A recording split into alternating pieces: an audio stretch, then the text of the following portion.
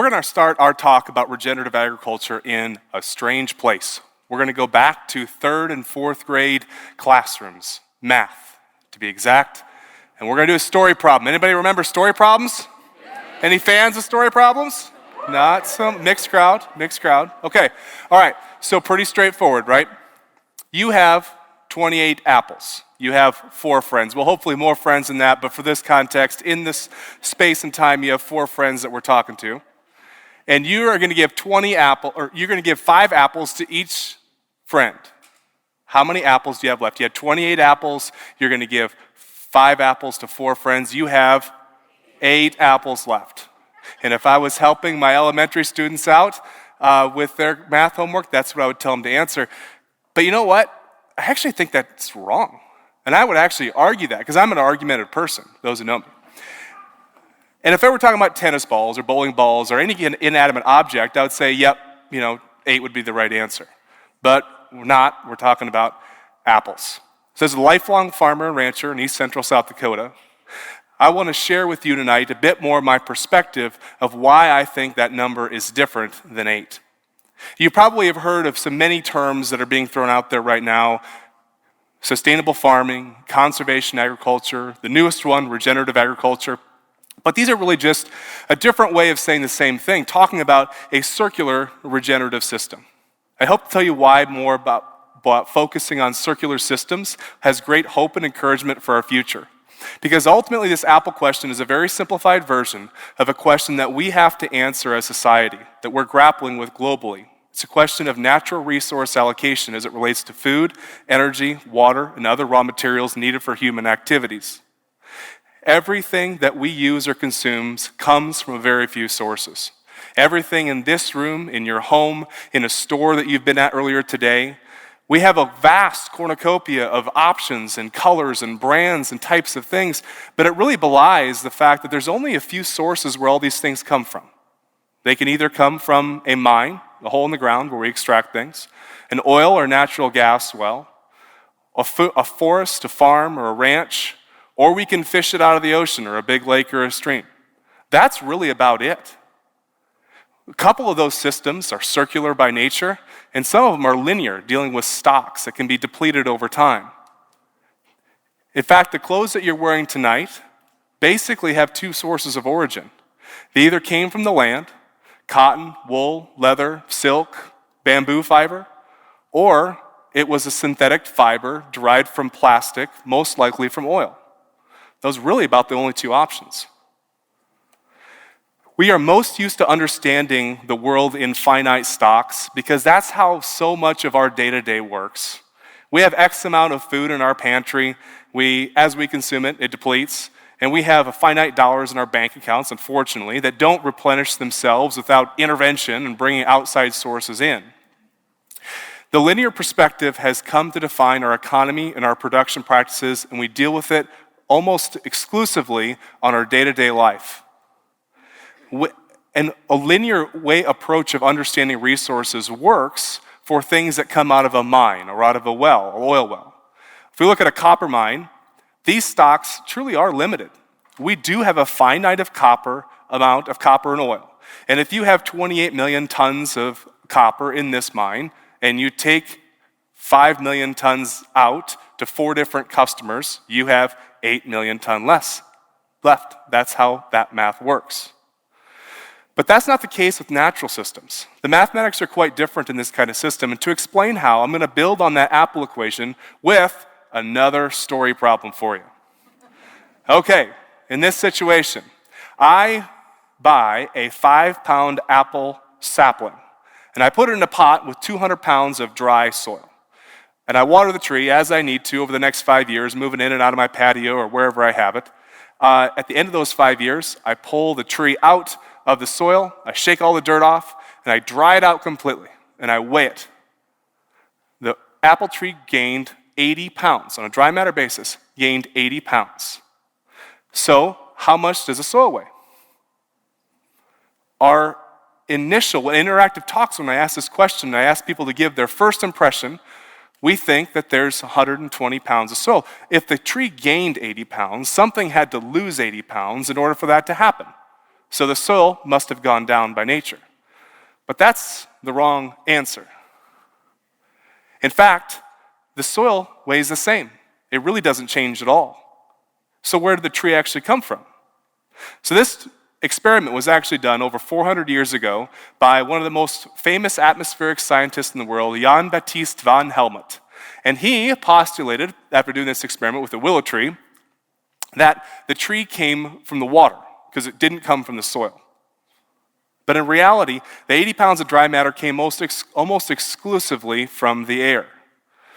Returning back to things that we all learned in grade school, our biology class did a fantastic job of teaching us and instilling in us that our oxygen comes from plants. And I think almost everyone in this room knows that. And in fact, you know those reality shows where they take a sidewalk interview at a spring break in Fort Lauderdale and they interview people in the street and they don't know who the first president was, they don't know when the Revolutionary War was fought or who won the Civil War. These people know that oxygen came from plants. Everyone knows oxygen comes from plants, right? But the part that is less clear, or that we took away from that learning to a lesser degree, was that plants do not do this because they love animals, because of their benevolence towards humans. They do this because they're robbing the carbon from CO2.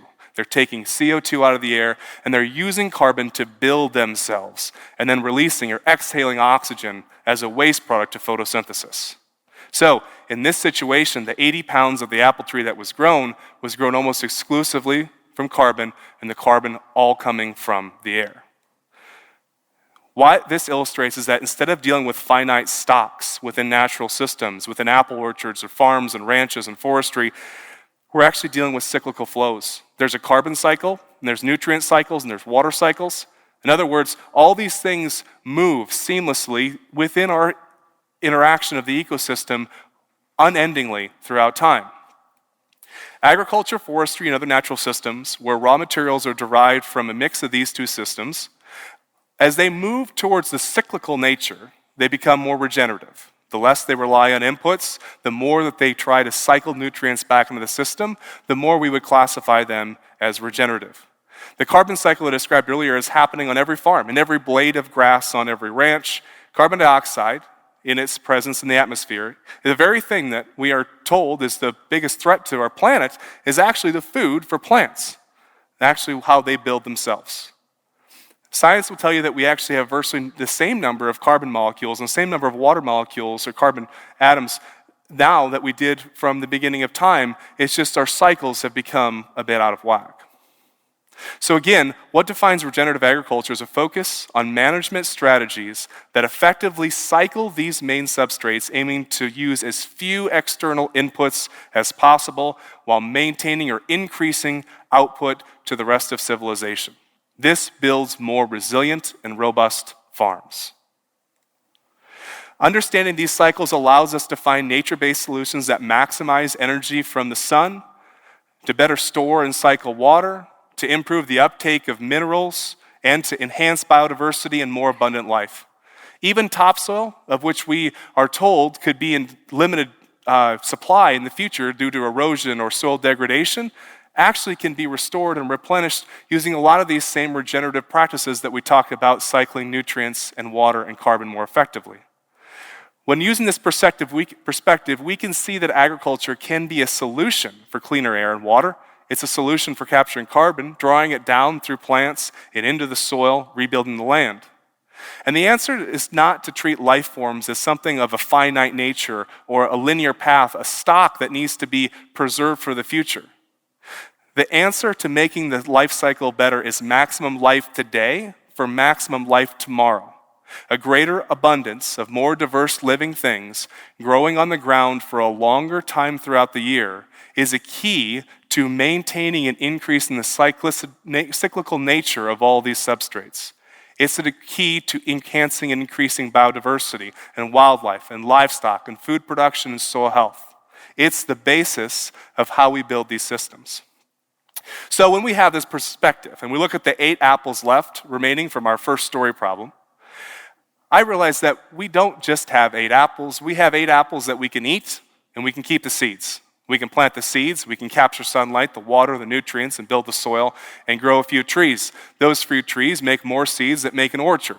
Once we have the orchard established, we plant grass in between the middle to control the soil erosion, and then that growth has to be controlled by small ruminants like goats or sheep, so we put them on the landscape as well. We further have to add legumes to increase the nitrogen in the soil for the fertility, which adds forage availability and protein supply to make the goats and the sheep grow faster. So in reality, we don't just have 8 apples left, we have infinity apples. And wool, and lamb, and goat meat, and honey, and all the other things, and on and on and on, right? Because once one thing starts, it becomes an additive by nature. So I want to show you a few examples of things that we're doing within agriculture, some on our farm and some helping other farms and ranches to explain that. So up top here, this is our orchard. This is a picture from our farm here. This is what that field used to look like prior to when we took over management on it 3 years ago. As you can see, there's severe soil degradation in the bottom right-hand corner. This is called a saline spot, and I'll explain it in nature. I want to cycle you through one more time what it looked like today, and again go back to talk about what it looked like before. This saline area is one of the most destructive, impactful phenomenons that's happening in eastern South Dakota. In fact, in the Dakotas, there's millions of acres of soil that are saline affected. They've been cropped very excessively with a short rotation of different crops, primarily corn and soybeans, with full conventional tillage practices, sometimes irrigation that contains salt water. Essentially, they've been over-farmed. They've had compaction on those areas and things of that nature. So it's a major problem, or it's a major opportunity. When we looked at those areas, we said, what can we do differently to change our practices? And we're able to, this picture, by the way, is 1 year to the date after the previous picture, okay? So in 1 year, this is how things change. So it's not a seasonality effect. The colors that you're seeing is not different seasons. It's the exact same time of the year.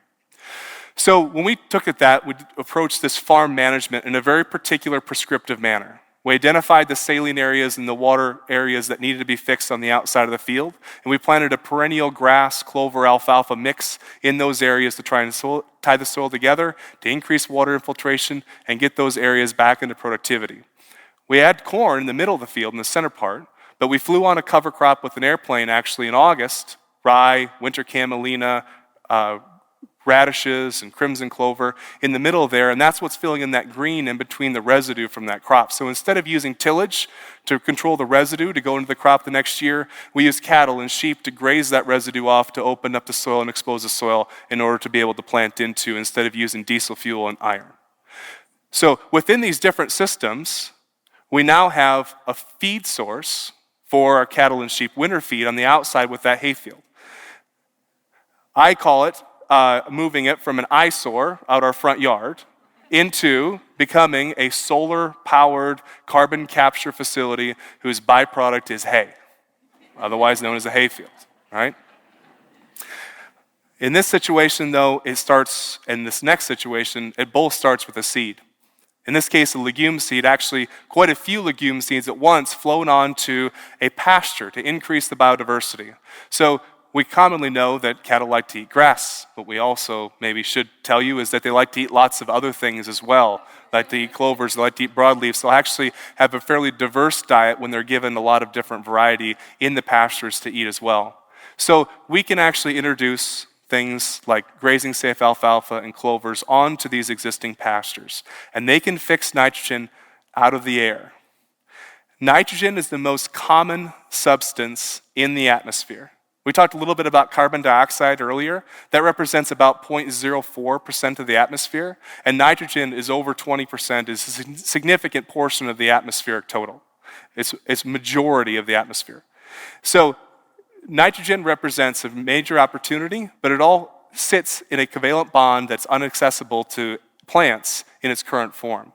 There's only two main categories of ways that we can get it out of the air. One is with the process called Haber-Bosch technology. This was maybe one of the most significant inventions of the last century, maybe of all of human history.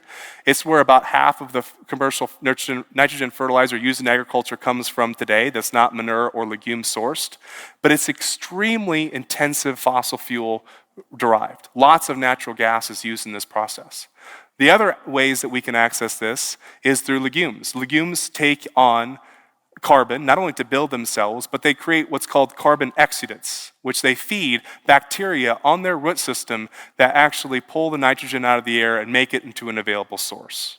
This is one of the most powerful ways that we have to remove ourselves from the dependence on a fossil fuel-based fertilizer system into one that's regenerative by nature. And by the way, the byproducts are better forage quality, greater biodiversity, increased carbon sequestration, better water infiltration, and pollinator habitat. Not a bad set of byproducts or co-products within a process. When we look at the different opportunities that we have to add resilience into the agriculture system, to create systems with livestock and crop integration that cycle nutrients and all these other things faster, it creates a tremendous opportunity for us to regenerate agriculture, regenerate soils throughout our entire system. Looking back at my field that couldn't support an annual crop, by changing perspectives and management strategies, we saved this land from being taken out of production and turned it into a highly productive hayfield. Also, after 3 years, we went back and tested the soil organic matter on these fields prior to when we started, what it looked like in the before to the after picture. And our organic matter increased by 0.5%, right? Well, that doesn't sound like a lot, less than 0.5%. But that 0.5% represents about 5 tons of actual carbon, or about 18 tons of CO2 equivalent, which means on every acre of this field that we were able to affect in this way, we offset the emissions of an entire tanker load of diesel fuel being emissioned in just 3 years by adopting a strategy of increased living roots throughout the time, more living things, more life, more grazing, more wildlife, more livestock. As consumers, as citizens, as investors, you have the opportunity to invest or purchase or promote systems that either come from a circular base or a linear base. For the most part, things that can be replacing each other and in a regenerative system are preferable to those that are linear. Oftentimes, we aren't quite phased in that direct of a choice, a dichotomy when we come to make choices.